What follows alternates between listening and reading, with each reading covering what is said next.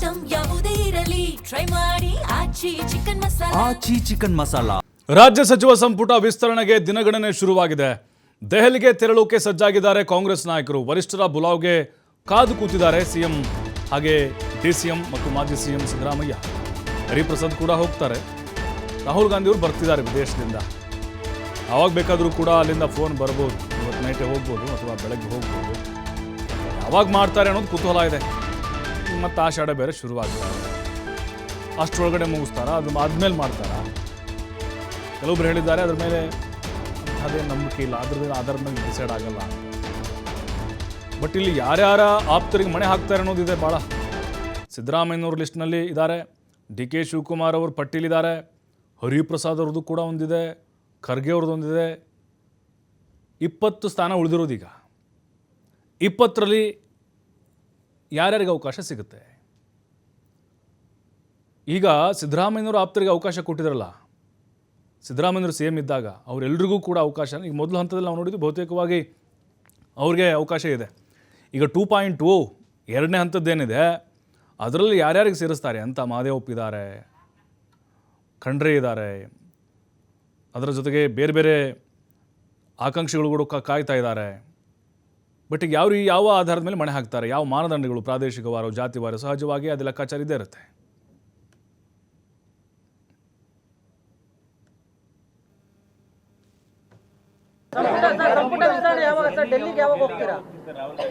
ನೋಡಪ್ಪ, ನಾನು 6ನೇ ತಾರೀಕು ಅಸೆಂಬ್ಲಿ ಕರೀತಾ ಇದ್ದೀನಿ, ನಂಬರ್ 1.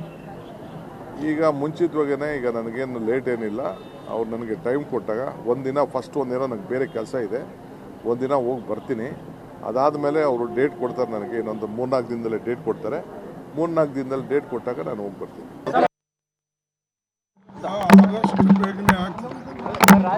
ಆದಷ್ಟು ಬೇಗನೆ ಆಗ್ತದೆ ಮಾಡ್ತಾರೆ. ರಾಹುಲ್ ಗಾಂಧಿ ಅವರು ಬಂದ ಮೇಲೆ ಇಮಿಡಿಯೇಟ್ ಆದಷ್ಟು ಬೇಗನೆ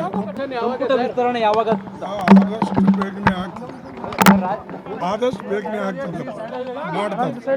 ರಾಹುಲ್ ಗಾಂಧಿ ಅವರು ಬಂದ ಮೇಲೆ ಇಮಿಡಿಯೇಟ್ ಆದಷ್ಟು ಬೇಗನೆ. ರಾಹುಲ್ ಗಾಂಧಿ ಅವ್ರಿಗೆ ಕಾಯ್ತಾ ಇದ್ದರು. ಹೈಕಮಾಂಡಲ್ಲೂ ಕೂಡ ಅವ್ರು ಬರಲಿ, ಆಮೇಲೆ ಇದು ನಿರ್ಧಾರ ತಗೊಳ್ಳೋದು ಅಂಥೇಳಿ ಹೇಳ್ತಾ ಇದ್ರು.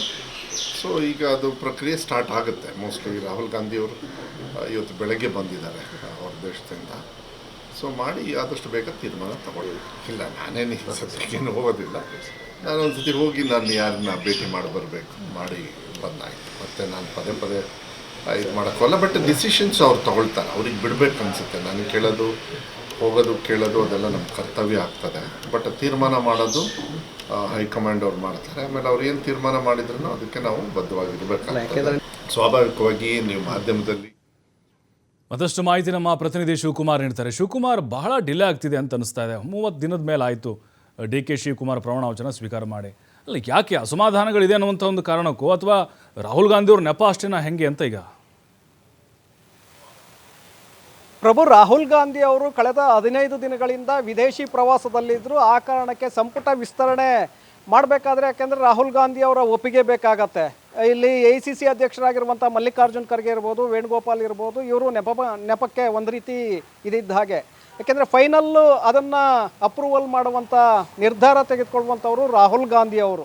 ಸೊ ಹಾಗಾಗಿ ರಾಹುಲ್ ಗಾಂಧಿ ಅವರು ವಿದೇಶಿ ಪ್ರವಾಸದಿಂದ ವಾಪಸ್ ಆಗಬೇಕು. ಆದ ನಂತರದಲ್ಲಿ ಅವರ ಜೊತೆ ಚರ್ಚೆಯನ್ನು ಮಾಡಿ ನಾವು ಸಂಪುಟ ವಿಸ್ತರಣೆಯನ್ನು ಮಾಡ್ತೇವೆ ಅಂತೇಳಿ ಮುಖ್ಯಮಂತ್ರಿಗಳು ಕೂಡ ಹೇಳಿದರು. ಹಾಗೆ ಕಾಂಗ್ರೆಸ್ ಪಕ್ಷದ ನಾಯಕರುಗಳು ಕೂಡ ಹೇಳಿದರು. ಇದೀಗ ಇವತ್ತು ರಾಹುಲ್ ಗಾಂಧಿ ಅವರು ದೆಹಲಿಗೆ ವಾಪಸ್ ಆಗಿದ್ದಾರೆ. ಖರ್ಗೆ ಅವರು ಕೂಡ ಈಗ ದೆಹಲಿಗೆ ಭೇಟಿಯನ್ನು ಕೊಡ್ತಾ ಇದ್ದಾರೆ. ಆ ಕಡೆ ಕೇರಳದಿಂದ ವೇಣುಗೋಪಾಲ್ ಅವರು ಕೂಡ ದೆಹಲಿಗೆ ತೆರಳ್ತಾ ಇದ್ದಾರೆ. 3 ಜನ ನಾಯಕರು ಇವತ್ತು ರಾತ್ರಿ ರಾಹುಲ್ ಗಾಂಧಿ ಅವರನ್ನು ಭೇಟಿ ಮಾಡಿದ ನಂತರ ಸಂಪುಟ ವಿಸ್ತರಣೆಯನ್ನು ಮಾಡಬೇಕಾ ಹೇಗೆ, ಅಥವಾ ಇನ್ನಷ್ಟು ದಿನಗಳ ಕಾಲ ಮುಂದಕ್ಕೆ ಹಾಕಬೇಕಾ ಅನ್ನುವಂಥ ಚರ್ಚೆಯನ್ನು ಮಾಡಲಿದ್ದಾರೆ. ಆ ನಂತರದಲ್ಲಿ ಒಂದು ವೇಳೆ ಇಲ್ಲ, ನಾವು ಮಾಡಿ ಮುಗಿಸೋಣ, ಮತ್ತೆ ಸಮಸ್ಯೆಗಳಾಗೋದು ಬೇಡ ಅನ್ನುವಂಥ ನಿರ್ಧಾರಕ್ಕೆ ಬಂದಿದ್ದೇ ಆದರೆ ರಾಜ್ಯ ನಾಯಕರಿಗೆ ಅವರು ಬುಲಾವನ್ನು ಕೊಡ್ತಾರೆ. ಬುಲಾವ್ ಕೊಟ್ಟರೆ ಈಗ ರಾಜ್ಯ ನಾಯಕರು ಕೂಡ ಕಾಯ್ತಾ ಇದ್ದಾರೆ.